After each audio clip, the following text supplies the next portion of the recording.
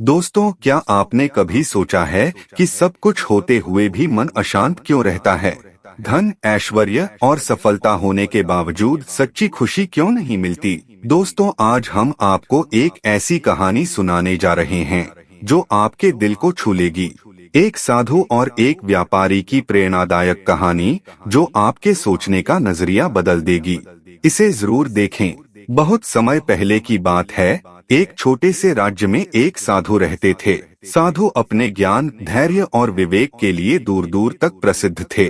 उनके पास हर दिन लोग अपनी समस्याओं का हल पूछने आते थे।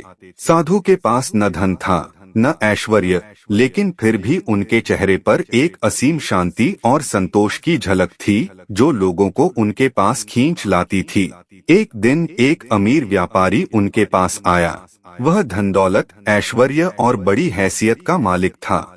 उसके पास दुनिया की हर खुशी थी, फिर भी उसके चेहरे पर गहरी उदासी छाई हुई थी। उसने थकी हुई आवाज में साधु से कहा, गुरुदेव, मैंने जीवन में सब कुछ हासिल कर लिया है।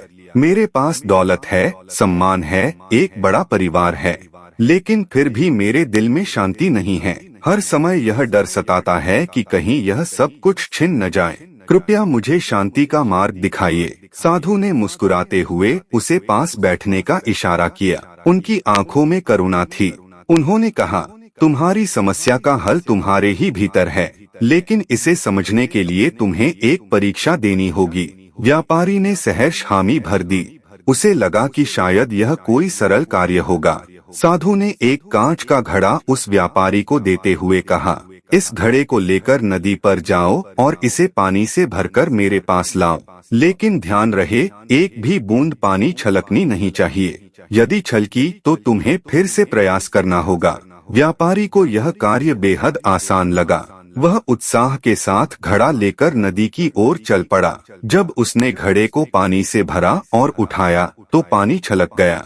उसने घड़े को फिर से भरा, लेकिन हर बार पानी छलक ही जाता। बार बार असफल होने पर उसका आत्मविश्वास टूटने लगा। वह पसीने से तरबतर हो गया। कई प्रयासों के बाद वह किसी तरह घड़े को पानी से भरकर वापस साधु के पास लाया। उसकी सांसें तेज थीं और चेहरे पर थकावट साफ झलक रही थी। उसने साधु से कहा, गुरुदेव, यह कार्य जितना सरल लग रहा था उतना था नहीं। मैंने कई बार कोशिश की, तब जाकर पानी को छलकने से बचा पाया। साधु मुस्कुराए और कहा, तुमने जीवन का सबसे महत्वपूर्ण पाठ सीख लिया है। यह घड़ा तुम्हारे जीवन का प्रतीक है। जो धन दौलत और संसाधन तुम्हारे पास हैं, वो इस घड़े का पानी है। यदि तुम उन्हें सही ढंग से नहीं संभालोगे तो वो छलक जाएगा, यानी व्यर्थ हो जाएगा। संयम ही इन चीजों को संभालने का एकमात्र तरीका है। फिर साधु ने व्यापारी को एक और काम दिया और कहा, यह कार्य तुम्हारे मन की असली शांति का रहस्य उजागर करेगा। साधु ने व्यापारी को एक दीपक दिया और कहा, इसे जलाकर इस पूरे आश्रम का चक्कर लगाओ, लेकिन ध्यान रहे, दीपक की लौ बुझनी नहीं चाहिए। व्यापारी ने दीपक लिया और बड़े ध्यान से चलने लगा। उसका पूरा ध्यान दीपक की लौ पर था। उसने एक कदम भी बिना सोचे समझे नहीं रखा। जब वह वापस लौटा तो साधु ने उससे पूछा, अब बताओ, जब तुम दीपक लेकर चल रहे थे तो रास्ते में क्या क्या देखा? व्यापारी ने सिर झुकाते हुए उत्तर दिया, गुरुदेव, मैं कुछ नहीं देख पाया, क्योंकि मेरा सारा ध्यान दीपक की लौ पर था। मुझे सिर्फ यह सुनिश्चित करना था कि वह बुझ न जाए। साधु ने हंसते हुए कहा, यही तुम्हारी दूसरी सीख है। जीवन में यदि तुम अपने कर्तव्यों और लक्ष्यों पर ध्यान केंद्रित रखोगे तो तुम्हारा मन शांत रहेगा, लेकिन अगर तुम बाहरी विकर्षणों पर ध्यान दोगे तो अशांति और भय में फंस जाओगे। व्यापारी की आंखों में आंसू आ गए। उसने महसूस किया कि अब तक उसने अपने जीवन को बेवजह की चिंताओं में उलझा रखा था। उसने साधु से कहा, गुरुदेव, आपने मेरी आंखें खोल दी। अब मुझे समझ में आया कि सच्ची शांति अपने कर्तव्यों को ईमानदारी और ध्यान से निभाने में है। मैं आज से अपने जीवन को एक नई दिशा दूंगा। साधु ने उसे आशीर्वाद दिया और कहा, याद रखना, जो कुछ तुम्हारे पास है उसका सदुपयोग करो और सबसे बड़ी बात, दूसरों की मदद करो। यही सच्चे संतोष और शांति का मार्ग है।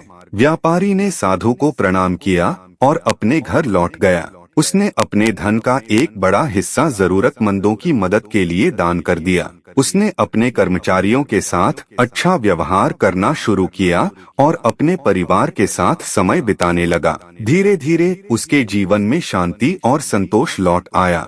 दोस्तों, यह कहानी हमें सिखाती है कि जीवन में शांति पाने के लिए संयम और एकाग्रता अनिवार्य है। बाहरी दिखावे और चिंताओं से दूर रहकर यदि हम अपने कर्तव्यों को ध्यानपूर्वक निभाएं और दूसरों की मदद करें, तो न केवल हमारा जीवन सुखमय होगा, बल्कि हम दूसरों के लिए प्रेरणा भी बनेंगे।